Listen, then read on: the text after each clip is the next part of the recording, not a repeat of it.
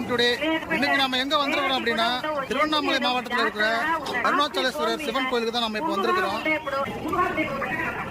இப்போ நாம இருக்கிற இடம் வந்து ராஜகோபுரத்தோட நுழைவு வாயில். இப்போ நம்ம ராஜகோபுரத்து உள்ள போயிட்டு சிவன் கோயில் உள்ள என்னென்ன சிறப்பு இருக்கு அப்படிங்கிறத பார்க்கலாம் வாங்க. பக்தர்கள் எல்லாம் இங்கே வந்து ராஜகோபுரத்துடைய என்ட்ரன்ஸ்லேயே பார்த்தீங்கன்னா சின்னதாக ஒரு லிங்கம் மாதிரி ஒன்று இருக்குது, அதை வழிபட்டுட்டு போகிறாங்க. ராஜகோபுரத்தோட என்ட்ரன்ஸ்லேயே பார்த்தீங்கன்னா ரொம்ப அழகான சிற்ப வேலைப்பாடுகள் செஞ்சுருக்கிறாங்க. வழியிலே பார்த்தீங்கன்னா சிவபக்தர்கள் உட்கார்ந்துருக்குறாங்க. இப்போ நீங்கள் பார்க்குற கோபுரம் தான் ராஜகோபுரம். இப்போ நம்ம ராஜகோபுரத்துக்குள்ள தான் போய்கிட்டு இருக்கோம். எவ்வளோ பிரம்மாண்டமாகவும் ரொம்ப அழகாகவும் செஞ்சுருக்கிறாங்க பாருங்க. இது அந்த காலத்திலேயே அவருடைய சிற்ப வேலைப்பாடுகள் பார்த்தீங்கன்னா அவ்வளோ ஒரு கண்ணுக்கு ரொம்ப அழகாக இருக்குது. டியர் வியூவர்ஸ், இப்போ பார்த்தீங்கன்னா பக்தர்கள் எல்லாருமே சேர்ந்து சாமியை தூக்கிட்டு போகிறாங்க. இப்போ நீங்கள் பார்க்குறது தான் வந்து ராஜகோபுரத்துடைய வடிவமைப்பு. ராஜகோபுரத்துடைய உட்பக்க சுவரில் பார்த்தீங்கன்னா ரொம்ப அற்புதமாக சிற்ப வேலைப்பாடு செஞ்சுருக்கிறாங்க. ஒவ்வொரு சிற்பமும் அவ்வளோ ஒரு அற்புதமாக செஞ்சுருக்கிறாங்க. பெண் கடவுளை வடிவமைச்சிருக்கிறாங்க. இப்போ நீங்கள் பார்க்குற கோயில் என்னென்னா அருள்மிகு கம்பத்திலையனார் முருகப்பெருமான் அருணகிரியாருக்கு வந்து காட்சியளித்த சன்னதி. அப்படி இந்த கோயில் தான் கம்பத்திலையனார் வந்து அருணகிரியாருக்கு காட்சியளித்த சன்னதி. எவ்வளோ அற்புதமாக இருக்குது பாருங்க.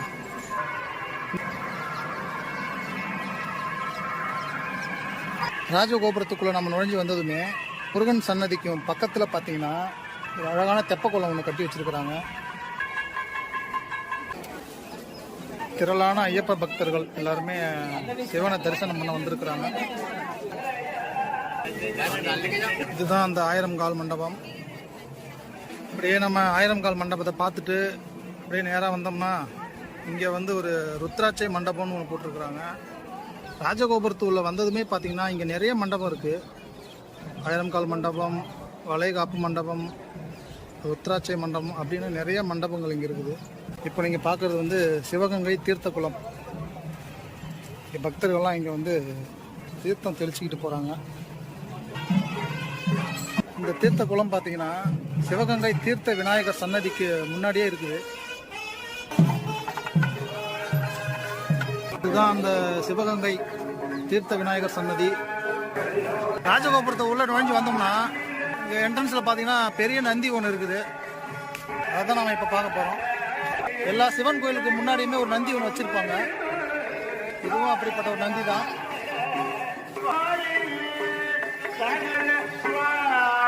பார்க்கறது தான் அந்த பெரிய நந்தி. நந்திக்கு முன்னாடியே பார்த்தீங்கன்னா நிறைய அகல் விளக்கு ஏற்றுறாங்க பக்தர்கள். வாங்க நம்ம உள்ளே போயிட்டு அண்ணாமலையார் தரிசனம் பண்ணுவோம். இது வந்து பார்த்தீங்கன்னா திருக்கார்த்திகை தீப நெய் கூட காணிக்கை செலுத்தும் இடம். இங்கே வந்து ஒரு சின்ன நந்தி ஒன்று இருக்குது. பக்தர்கள்லாம் வரிசையாக சுவாமி தரிசனம் பண்ணுறதுக்காக போய்கிட்டு இருக்கிறாங்க. இப்போ நீங்கள் பார்க்குற இந்த இடம் தான் வந்து அண்ணாமலையார் கொடிமரம். நாம் ஸ்ரீ அண்ணாமலையார் சந்நிதிக்கு வந்துட்டோம். வாங்க இப்போ நம்ம அண்ணாமலையார் சந்நிதி உள்ளே போகலாம். அண்ணாமலையார் சந்நிதிக்கு முன்னாடி பார்த்தீங்கன்னா இங்கே ஒரு நந்தி ஒன்று இருக்குது. சிவனுடைய நந்தியை வழிபடுறாங்க பக்தர்கள். இப்போ நீங்கள் பார்க்குற இந்த கொடிமரத்தை பாருங்கள், முழுக்க முழுக்க வெண்கலத்தாலே செஞ்சுருக்கிறாங்க.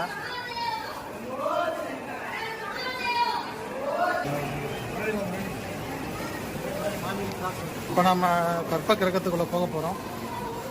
நம்ம கோயிலுக்குள்ளே வந்துட்டோம். இப்போ நீங்கள் பார்க்குறது தான் திருவண்ணாமலையார் கோயில்.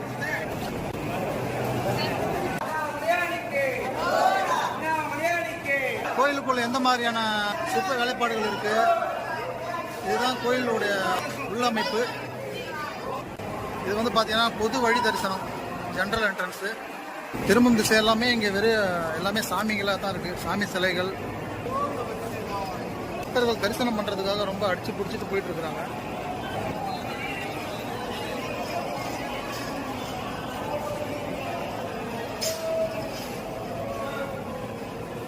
இந்த இடம் பார்த்தீங்கன்னா அருள்மிகு நால்வர் சன்னதி.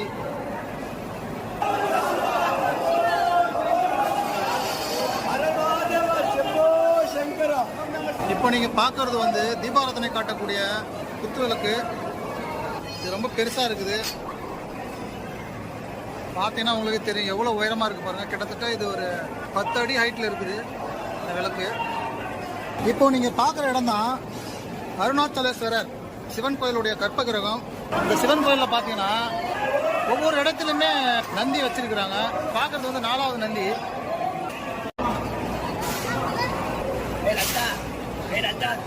அருணாச்சலேஸ்வரர் திருக்கோயிலுக்கு வந்தாச்சு. வந்து சிவனை தரிசனம் பண்ணி முடிச்சாச்சு. இப்போ நாம் இருக்கிற இடம் தான் கர்ப்பகிரகத்துக்கு முன்னாடி இருக்கிற மண்டபம். இப்போ நீங்கள் பார்க்குறது வந்து பார்த்தீங்கன்னா நடராஜர் சன்னதி. நடராஜர் வந்து நாட்டியம் ஆடுற மாதிரியான காட்சி தான் இப்போ நீங்கள் பார்க்குறீங்க. நடராஜர் எவ்வளோ வகமாக நாட்டியம் ஆடுறாரு பாருங்க. இதுதான் பள்ளி அறை. இப்போ பார்த்தீங்கன்னா அண்ணாமலையார் திருக்கோயிலில் வந்து பக்தர்களுக்கு சிறப்பு பிரசாதமாக லட்டு தராங்க. இப்போ நீங்கள் பார்க்குற இடம் தான் வந்து பக்தர்கள் தீபம் ஏற்றும் இடம். இப்போ நாம் எங்கே இருக்கிறோம் அப்படின்னா உண்ணாமுலை அம்மன் கோயிலுடைய என்ட்ரன்ஸில் தான் நாம் இப்போ இருக்கிறோம்.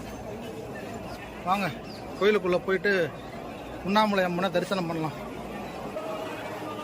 கோயிலோட என்ட்ரன்ஸில் பார்த்தீங்கன்னா இங்கே ஒரு வெண்கலத்தாலான கொடிமரம் ஒன்று வச்சுருக்குறாங்க. இங்கே ஒரு நந்தி ஒன்று இருக்குது. கோயிலுக்குள்ளே நம்ம வந்துட்டோம். இப்போ நீங்கள் பார்க்குறது தான் உண்ணாமுலை அம்மன் திருக்கோயில் கற்பகிரகம். எவ்வளோ அழகாக இந்த சிலை செஞ்சுருக்காங்க பாருங்கள். ஒவ்வொரு தூண்லேயுமே பார்த்தீங்கன்னா விதவிதமான சிற்பங்களை செஞ்சு வச்சுருக்குறாங்க. அவ்வளோ அற்புதமாக இருக்குது இந்த சிற்பங்கள் எல்லாமே.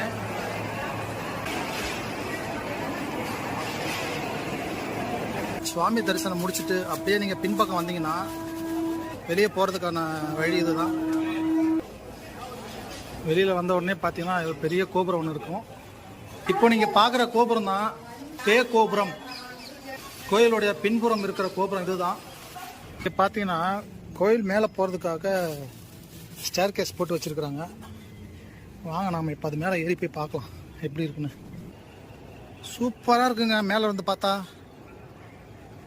அவ்வளோ அற்புதமான ஒரு காட்சி பாருங்கள். இங்கேருந்து பார்த்தீங்கன்னா அவ்வளோ ஒரு அருமையாக இருக்குங்க கோயில். கோயில் மேலேருந்து நாம் இப்போ இந்த வியூவில் பார்க்குறோம். எப்படி வண்ண விளக்குகளால் கோயிலே ஜொலிக்குது பாருங்கள். எவ்வளோ ஒரு ரம்மியமான காட்சி பாருங்கள். நம்ம மேலே வந்து பார்த்தோம்னா எல்லா கோபுரத்தையும் ஒரே நேரத்தில் பார்க்கக்கூடிய ஒரு காட்சி உங்களுக்கு கிடைக்கும். திருவண்ணாமலையார் அருணாச்சலேஸ்வரர் திருக்கோயிலுடைய எல்லா கோபுரத்தையுமே நாங்கள் ஒரே நேரத்தில் இப்போ பார்க்குறோம். இப்போ நீங்கள் பார்த்துட்டு இருக்கிற அந்த மலையோட உச்சியில் தான் திருவண்ணாமலையாருடைய தீபம் ஏற்றுவாங்க. உண்ணாமுலை அம்மனுடைய கொடிமரம் தான் இது. இது முழுக்க முழுக்க வெண்கலத்தால் செஞ்சுருக்கிறாங்க. எவ்வளோ ஒரு அற்புதமாக இருக்குது பாருங்க. இங்கிருந்து பார்த்தோம்னா ஒரே நேரத்தில் இந்த கோயிலுடைய ஒட்டுமொத்த அழகையுமே நம்ம பார்த்து ரசிக்கலாம். அந்த அளவுக்கு அற்புதமாக இருக்குது. இப்போ நம்ம கோயிலுடைய 360 டிகிரி வியூவும் பார்த்துட்டோம். கோயிலுடைய சுற்றுப்புறம் முழுக்க பார்த்தீங்கன்னா நந்தியோட சிலைங்க வடிவமைச்சிருக்கிறாங்க. கோயிலை கீழே இருந்து பார்க்குறத விட மேலே வந்து பார்த்தீங்கன்னா அவ்வளோ ஒரு அற்புதமாக இருக்குங்க. சாமி தரிசனம் முடிச்சுட்டு பக்தர்கள் எல்லாம் வெளியே போயிட்டு இருக்கிறாங்க. இப்போ பார்த்தீங்கன்னா சாமியை வந்து அலங்காரம் பண்ணி எடுத்துட்டு வந்துட்டு இருக்கிறாங்க.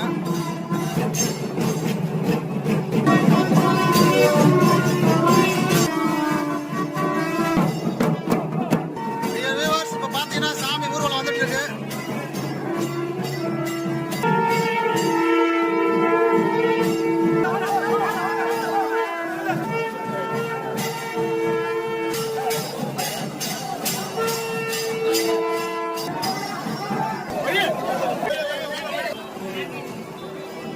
டியர் வியூவர்ஸ், இப்போ நீங்கள் பார்க்குறது வந்து திருமஞ்சன கோபுரம். திருவண்ணாமலை கோயிலில் வந்து பார்த்தீங்கன்னா 4 பெரிய கோபுரம் இருக்குது. அதில் இந்த கோபுரமும் ஒன்று. ராஜகோபுரத்திலேருந்து நம்ம இடதுபுறமாக வந்தோம்னா இந்த திருமஞ்சன கோபுரத்தை வந்து அடையலாம். இந்த திருமஞ்சன கோபுரத்துக்கு ஆப்போசிட்டில் பார்த்தீங்கன்னா அம்மணி அம்மன் கோபுரம் இருக்கும். ஸ்ரீ பாதாள லிங்கம். இந்த வழியாக போனோம்னாக்கா நம்ம அந்த ஆயிரங்கால் தூணுக்கு போயிடலாம். படிக்கட்டு ஏறி மேலே வந்தோம்னா ரமணர் தவம் செய்த இடம் பாதாள லிங்கம். இதை நம்ம பார்க்கலாம். வாங்க, நம்ம ஆயிரங்கால் தூண் மண்டபத்துள்ள வந்துட்டோம். இப்போ நீங்கள் பார்க்குறது தான் அந்த தூண்கள். ஒவ்வொரு தூண்லையுமே சிற்பம் செதுக்கி வச்சுருக்குறாங்க.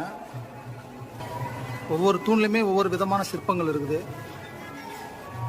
இங்கே ஒரு பெண் கடவுள் வரவேற்கிற மாதிரி சிற்பத்தை செஞ்சுருக்குறாங்க. இந்த மாதிரி ஒவ்வொரு தூண்லையுமே ஒவ்வொரு ஸ்பெஷலாக சிற்பம் செஞ்சுருக்குறாங்க. இப்போ இந்த ஆயிரங்கால் மண்டபத்து உள்ள நீங்கள் வந்தீங்கன்னா அதுக்குள்ளே ஒரு கோயில் ஒன்று செஞ்சுருக்குறாங்க. எவ்வளோ ஒரு அற்புதமாக செஞ்சுருக்காங்க பாருங்களேன். முழுக்க முழுக்க இந்த சிமெண்ட் கலர் மாதிரியே இருக்குது, அப்படி செஞ்சுருக்குறாங்க.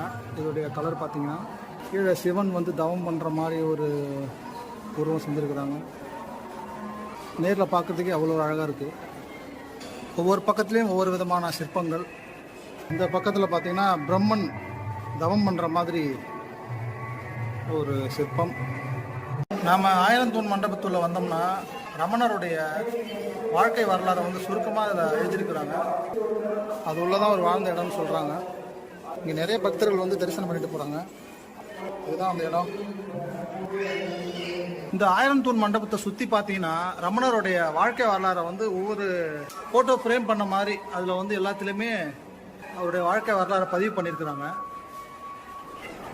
அவர் வாழ்ந்த இடம், அவர் எப்படிலாம் இருந்தார், அது எல்லாத்துலேயுமே ஒவ்வொரு ஃபோட்டோலையுமே காமிச்சிருக்கிறாங்க. இது வந்து பார்த்தீங்கன்னா ரமணர் வந்து 1901ஆம் ஆண்டில் மாமர குகையில் வந்து இருந்ததா சொல்லி ஒரு ஃபோட்டோ போட்டிருக்கிறாங்க. இப்போ நீங்கள் பார்க்குறது வந்து பாலரமணர் சிறுவர்களுடைய விஷமங்களை தவிர்க்க பாழடைந்திருந்த பாதாள லிங்க அருகில் வந்து பார்த்தீங்கன்னா புழு பூச்சிகளுக்கு வந்து தன்னோட உடலை அழித்து ஆழ்ந்த நிஷ்டையில் அமர்ந்திருந்தார் அப்படின்னு போட்டிருக்கிறாங்க. இப்போ நீங்கள் பார்க்குறது வந்து பார்த்தீங்கன்னா தோப்பு நெல்லிக்காய் மரம். அதாவது இந்த இடம் வந்து பார்த்தீங்கன்னா ராஜகோபுரத்து உள்ளே நீங்கள் வந்ததுமே கோபுரத்துலேருந்து ரைட் சைடில் தான் இந்த மரம் இருக்குது. குழந்தை பாக்கியம் கிடைக்கின்ற ஒரு நம்பிக்கை. இங்கே பார்த்தீங்கன்னா ஏற்கனவே நிறைய பேர் வந்து இங்கே தொட்டில் மாதிரி செஞ்சு கட்டி வச்சுருக்காங்க மரத்தில். தாலிக்கயிறு, சின்ன சைஸில் தொட்டி. இப்போ நீங்கள் பார்க்குறது வந்து அம்மணி அம்மன் கோபுரம். இங்கே இருக்கிற ஒவ்வொரு கோபுரத்துலையுமே பாருங்கள் எவ்வளோ நுணுக்கமாக அந்த சிற்பத்தெல்லாம் செஞ்சுருக்கிறாங்கன்னு பாருங்கள். பெரும்பாலும் இங்கே வர்ற பக்தர்கள் எல்லாருமே யாராவது வருவாங்க, வந்து கடவுளை தரிசனம் பண்ணி முடிச்சுட்டு போயிடுவாங்க. பட் இங்கே இருக்கிற சிற்பத்தை யாருமே மேக்ஸிமம் பார்க்க மாட்டுறாங்க.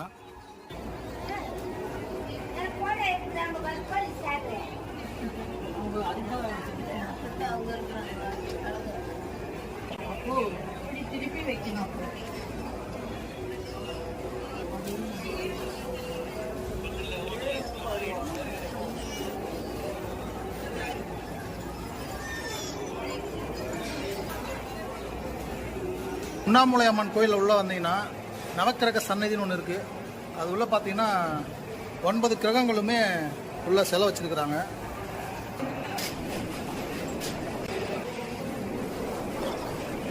சாமி தரிசனம் முடிச்சுட்டு அப்படியே நம்ம வந்தோம்னா இங்கே வந்து பிரசாதம் கொடுக்குறாங்க. இப்போ பார்த்தீங்கன்னா நிறைய பேர் வந்து பிரசாதம் வாங்கிக்கிட்டு இருக்காங்க. புளி சாதம், சக்கரை சாதம்லாம் கொடுத்துட்ருக்குறாங்க. டோக்கன் வந்து ஒரு டோக்கனும் 10 ரூபா தாங்க. டோக்கன் வாங்கிட்டு வந்தீங்கன்னா பிரசாதம் கொடுப்பாங்க, வாங்கிக்கலாம். இதுதான் பிரசாதத்துடைய விலைப்பட்டியல். வாங்க நாம் இப்போ லட்டு கொடுக்குற இடத்துக்கு போகலாம்.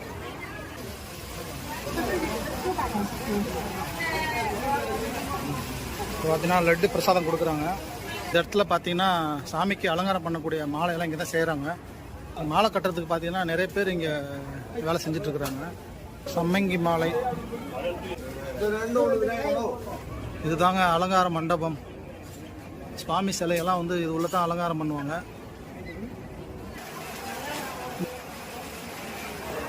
பாருங்கள் எவ்வளோ அழகாக இங்கே டெக்கரேஷன் பண்ணியிருக்காங்க.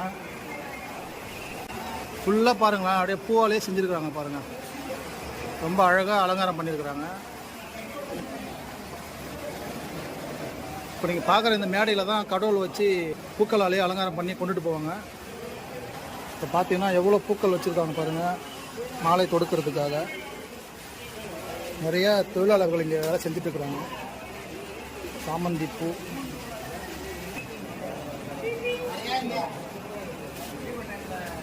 இங்கே வந்து ரோஜா பூ மாலை தயார் பண்ணிகிட்டு இருக்காங்க. எவ்வளோ பேர் வேலை செய்கிறாங்க பாருங்கள். இப்போ நீங்கள் பார்க்குறது வந்து தட்சிணாமூர்த்தி சன்னதி. இது வந்து பார்த்தீங்கன்னா குழந்தை இல்லாதவங்க வந்து இங்கே வேண்டுதல் பண்ணி இந்த இடத்துல தொட்டில் கட்டுனாங்கன்னா அவங்களுக்கு குழந்தை பிறக்குன்றது வந்து ஒரு நம்பிக்கை. அந்த மாதிரி இங்கே ஏற்கனவே நிறைய பேர் கட்டியிருக்காங்க பாருங்கள். இப்போ நீங்கள் பார்க்குறது தான் வந்து கலையரங்கம். இந்த இடத்துல பார்த்தீங்கன்னா கடவுள் பற்றின ஏதாவது சிறப்பு வழிபாடு நடக்கிறப்போ இங்கே ஏதாவது சுப நிகழ்ச்சிகள் நடக்கும். இப்போ நீங்கள் பார்க்கறது தான் திருவண்ணாமலை கோயிலுடைய 3D பிளான். திருவண்ணாமலை கோயில் எப்படி இருக்குன்றதை வந்து இவங்க ஒரு மாடலாக டிசைன் பண்ணி வச்சுருக்கிறாங்க. அழகாக அதை டிசைன் பண்ணியிருக்காங்க. அதாவது கோயிலுக்குள்ளே எப்படி இருக்குமோ அதே மாதிரி இங்கே வந்து டிசைன் பண்ணியிருக்கிறாங்க. இதுதாங்க திருக்கல்யாண மண்டபம். இந்த இடத்துல தான் வந்து கடவுளை பற்றி பாடல் பாடுவாங்க. இப்போ பார்த்தீங்கன்னா இப்போ ஒருத்தர் கடவுளுடைய புகழை தான் பாடிக்கிட்டு இருக்கிறாரு. அதை வாங்க நம்ம போய் நேர்லேயே பார்க்கலாம். ஒருவருடைய மனைவிதான் குடும்பத்தின் ஆணிவேராக இருக்கிறார். இப்போ நீங்கள் பார்க்கறது வந்து பார்த்தீங்கன்னா பாம்பு வடிவத்தில் இருக்கிற கடவுளுடைய உருவங்கள் தான் இருக்கிற சிலை. எல்லா சிலைங்களுமே நாக வடிவத்தில் தான் இருக்குது.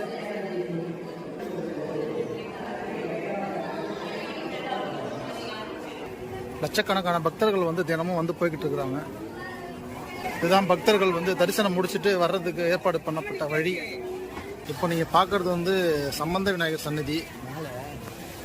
இந்த சன்னதியில் பார்த்தீங்கன்னா 4 தூண் இருக்குது. இந்த தூணில் பார்த்தீங்கன்னா நீங்கள் வேறு எங்கேயுமே பார்க்க முடியாத அளவுக்கு ஒரு வித்தியாசமான சிற்பத்தை இங்கே வடிவமைச்சிருக்கிறாங்க. பார்த்தீங்கன்னா உங்களுக்கே தெரியும். ரொம்ப அழகாக ரொம்ப நுணுக்கமான வேலைப்பாடோடு இந்த சிற்பத்தை செஞ்சுருக்கிறாங்க. இங்கே இருக்கிற 4 தூண்லுமே இந்த மாதிரியான ஒரு சிற்ப வடிவமைப்பு தான் இருக்குது. ரொம்ப டிஃப்ரெண்ட்டாகவும் சின்னதாகவும் இருக்குங்க. இந்த மாதிரி தூணை வந்து நீங்கள் வேறு எங்கேயுமே பார்க்க முடியாது. பாருங்கள் எப்படியெல்லாம் செஞ்சுருக்குறாங்கன்னு பாருங்கள்.